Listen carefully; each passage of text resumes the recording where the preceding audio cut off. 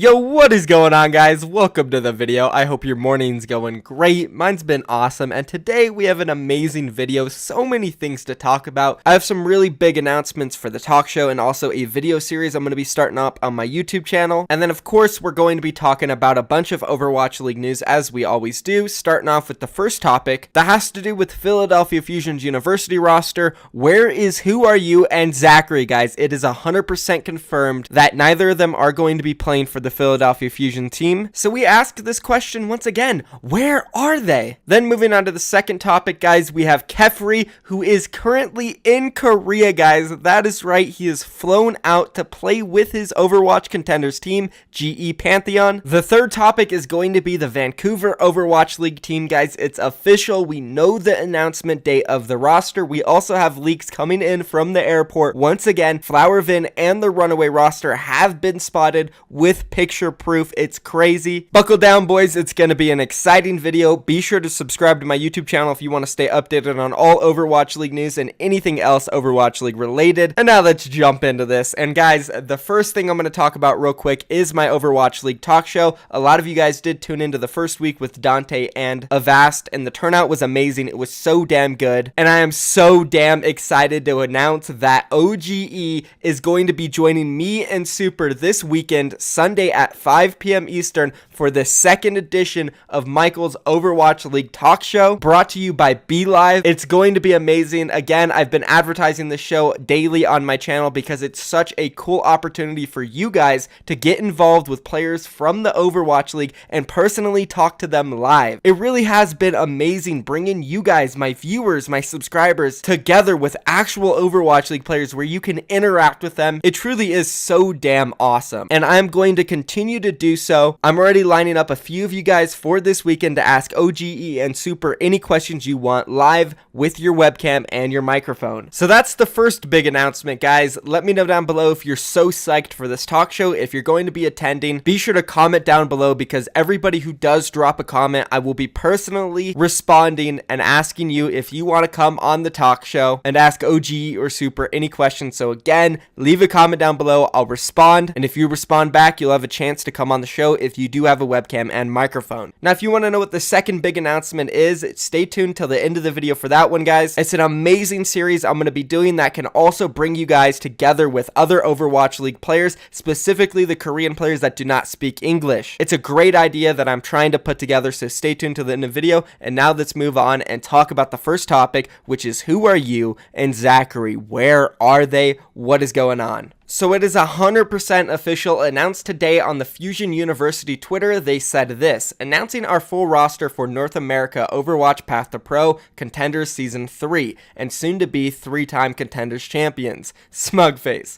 The announced players down below are Elk, Alarm, Bernard, Changsik, Snillo, and Naste. And of course, first things to point out, we don't see in that DPS slot Who Are You or Zacharee. We see Naste and Snillo. Obviously, we all know who Snillo is, played for Philadelphia Fusion in Season 1. As for Naste, I'm probably mispronouncing his name, NA12 or NA1st. Not really sure how you pronounce it, but he did compete for Metabellum in South Korean Overwatch Contender Season 1 and Season 2, where he did make the playoffs both seasons and made it to 3rd/4th. So solid performances coming out from NA1st. I guess we're just going to go with NA1st for now, since that's what makes sense. I'll have to look up and figure out what the pronunciation is on that. As we all know, I'm a little scuffed when it comes to pronouncing names. I guess starting off first with these players, if you do want to replace Who Are You and Zacharee, these are definitely two players that are fit for it. Snillo obviously performed great in Season 1 whenever he got the chance to, of course, and then NA1st, he's got some great achievements in Korea Contenders against amazing competition that is pretty much all in the Overwatch League. Heck, I mean, most of the players from Metabellum are in the Overwatch League now. Half of them moved on to the Chinese organization, a couple of them moved on to the Toronto Defiant. So these are really good replacements, but it doesn't answer the question of where on God's earth is Zacharee and Who Are You? For Zacharee, it seems like he's probably joining the Dallas Fuel, but for some reason they just keep holding out on us. They don't want to announce it yet, even though Real Leak Boy leaked it out. I've been talking about it, and it's like, just drop the bomb already, or should I say bomb, drop the egg, because it's going to be a flop in my opinion. It honestly just doesn't make sense. Why would they add another flex hit scan DPS to their arsenal when all three of their DPS players right now, Effect, AKM, and Taimu, cover that role perfectly fine, when we all know that they need a flex projectile DPS player and a diva player, someone who could fill the shoes of Seagull? Why have they not found that yet? Why is that not the player they're signing? I have no idea. Honestly, Dallas Fuel, it's a questionable pickup. I'm not going to absolutely hate on it until I see what happens, but I just don't like it from the outside looking in. I know they did sign RCK, and he mentioned on his stream that he can play more than just Diva, and he can cover that Genji and Pharah, which is interesting, I guess. Maybe he can. At least I'm hoping he can, because for Dallas Fuel's sake, they need that player. They need that role filled. But then if RCK is going to be playing that, who the hell is going to be on off tank? Mickey? Is he going to be playing Diva again? Please. I'm begging you, Dallas Fuel, along with the entire community, don't put Mickey on Diva again. It's just not going to work out. Please do run Mickey though. Run goats type comps with Brigitte and just slap Mickey on that Brigitte. He is so damn good at it. He proved it in stage 4, and I'm sure he's improved now and is even better than he once was. I still do think, as mentioned in a video previously that I made, Dallas Fuel are going to be an amazing goats team. They do have the correct pieces there, and I still am working on making a video about the Dallas Fuel and how well they're going to perform on goats in season 2, and of course all the other variations of goats, because we have now Snoats, Dotes, and all that crap. So stay tuned for that video. But let's talk a little bit more about Who Are You now. And then for Who Are You, this is the one I just have no clue about. He can't play in season 2 of the Overwatch League. He is not of age. He is currently 17 years old, and he doesn't turn 18 until August. And guess what? August 2019, Overwatch League season 2 is over. He's not eligible to play in the season. So for everybody saying he's joining the Dallas Fuel or he's joining some Overwatch League team for season 2, he's not. The only thing I can think of is that there is an Overwatch League team that is going to get a new academy team either for season 4, because we have a bunch of contenders changes coming, specifically in North America, where we have 16 teams coming to the contender scene. There's going to be 2 North American divisions. By the way, I never really covered this on my channel, but yes, there is going to be 2 North American divisions of contenders, 8 teams each, and they're going to be adding a ton of academy teams. We have Toronto, Vancouver, Washington, DC. Those are 3 new Overwatch League teams that don't have academy teams yet. And then for all the Overwatch League teams that were in season 1 that don't have academy teams, like LA Valiant. Oh, and I guess now Houston Outlaws, since they just lost their academy team, they're probably going to get another one back. So there's going to be a lot of academy teams added to the Overwatch League. I could definitely see one of those Overwatch League teams paying a bunch of money for Who Are You, similar to how New York Excelsior kept Flower on their bench before he was competing in the academy scene, and just groom him for the Overwatch League. That is all I can think of. Other than that, it's like, did he quit? Did he move on to another game? Is Who Are You a Fortnite player now? Or I guess PUBG, since that's what's hot in Korea? I guess all I can say is Who Are You is missing, and I don't know where he is. Neither does anybody else I know. And it's a very interesting question, because at certain times in Overwatch history, Who Are You was considered the best player in the entire world. And I'm sure if he went on to Overwatch League Season 1, he would still be considered one of the best players. So not knowing where Who Are You is a big deal, and we need to find out, and I can't wait to find out. I really do hope it's on a strong academy team, and he is set to join the Overwatch League in season 3. If it's something like he just doesn't want to play Overwatch anymore, that would be very sad, because we do know there was some drama with Philadelphia Fusion's University roster with him, and also some drama with him on the original Lunatic High roster, where he got benched in season 3 in favor of Guido. So I just hope it's not an attitude issue. Anyways, that's pretty much it for this topic, guys. Let's go ahead and move on now and talk about Kephri. Because guess what? Your mans flew out to South Korea to compete live with his team in Southeast Asian contenders or Pacific contenders under GE Pantheon. Big props to Kephri. This is a major step in his career to actually becoming a pro. Kephri tweeted this out yesterday. Y'all told me to go through the Overwatch path to pro and prove myself in contenders. I heard you. Today I have 20 plus hours worth of flying to South Korea. I'll be competing in Pacific contenders for a month with GE Pantheon Korea. Devin Brienne, which is his wife, is with me for the journey. I responded down below. I said, prove him wrong, Kephri, which I genuinely hope he does. And well, guess what, guys? He tweeted this out just a couple hours ago. I'm officially here in South Korea with my wife and team, Heart. There he is, boys. Kephri in South Korea, ready to compete. As many know, he's gone through a lot of controversy during the offseason, saying, he deserves a trial to DC, or at least should be considered for one. He got a lot of backlash from the community. Specifically, somebody like XQC went off on him and said it's just disrespectful to all the players out there grinding and contenders. Personally, I thought it wasn't a big deal that he reached out publicly. He was just asking for a trial. That's the name of the game. It's all politics. That's how you get trials. XQC knows that. He kind of just wanted to blast Kephri. But as I said, backlash came to Kephri. Everybody was telling him go through the path of pro. Kephri was like, well, I can't do that. Financially, it just doesn't make sense. But here we are. Kephri has committed to the Overwatch path to pro. He's going to take that financial hit, but it is his dream to become a player and compete in that Overwatch League. And if he wants to, he has to prove himself. There is that notion out there that Kephri cannot flex. Sure, he's a great Widowmaker. We've all seen it on his stream. We've all seen it from other professional players' POVs. Kephri pops off on the Widow, but can he play those other heroes needed when Widowmaker isn't viable? And there's a lot of areas and a lot of maps that Widowmaker can't be played 24/7 on at a professional level. So this is his chance, and I am really excited for him. I'm super proud of him for taking this step, and I want to see him succeed. I want him to prove everybody wrong and show that he is a great player, because that's the best storyline I can think of.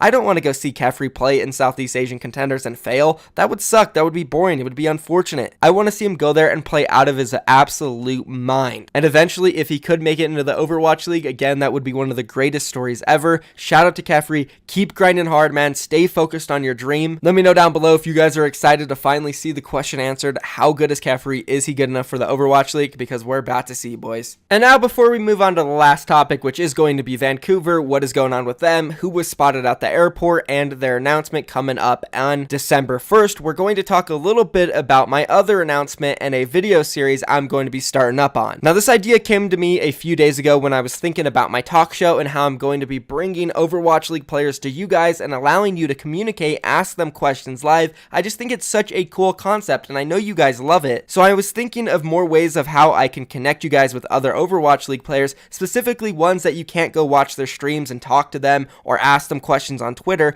like Korean players. Say a lot of the New York Excelsior players or London Spitfire players, Seoul Dynasty, or the new players coming into the Overwatch League for the expansion teams that are Korean. None of us have really been able to communicate with them because there's this massive language barrier, right? Well, I have an idea on how to get around that language barrier, and it is going to be with me and my friend Koska. Now, some of you guys know who Koska is if you've been longtime followers of this channel. He fluently speaks Korean and English, and he is going to be helping me interview some of these Overwatch League players that are Korean and don't speak English. And the way you guys are going to be able to engage and get involved with this is you guys are going to be the ones asking questions. So whenever we're about to do this, I will let you guys know which player we're doing. So say, for example, I'm not saying it's going to happen 100%, but it's possible, we get somebody like Profit. You guys down below will all comment and vote on the questions you want me to ask him. It will be maybe like 7 to 10 questions. Of course, they have to be serious questions, not like, oh, are you dating Michael? No dumb stuff. Serious questions that will allow you guys to know more about his life as an Overwatch League player. Questions about the game, their team, their teammates, just anything Overwatch League related that is really informative that all of you want to know, we will ask. I'm going to work with the London Spitfire management, or just whoever the team is, whoever the player is. I'll work with their management, get the questions approved, and then they will answer them, and we'll do a whole video series where we interview these players, talk about how good they are, where they come from, where they can go in the future. And I think this is a great idea for unknown players as well. So for example, somebody not like Profit, say Violet, who's joining the San Francisco Shock, a very unknown player, doesn't have a lot of fans in the Western scene, or a couple players like Pokpo and Dako who joined the Atlanta Reign. They don't have a lot of followings from the Westerns, and not a lot of people know who they are, even though they are going to be rising stars in the Overwatch League. In my opinion, two of the best off-tank and main-tank duo. And I think it would be awesome to connect you guys with them, taking it even a step further, guys. It's so amazing being able to be the middleman,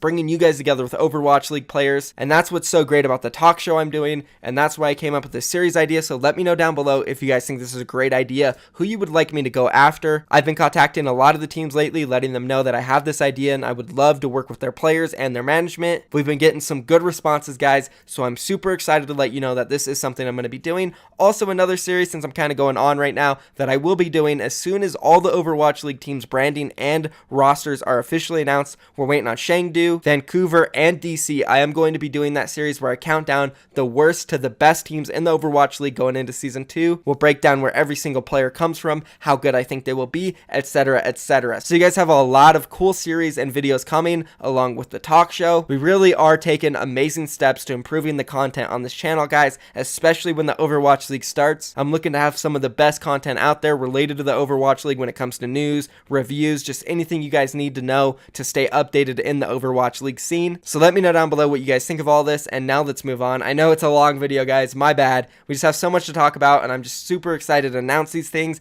OGE coming on the talk show. It's so cool, boys.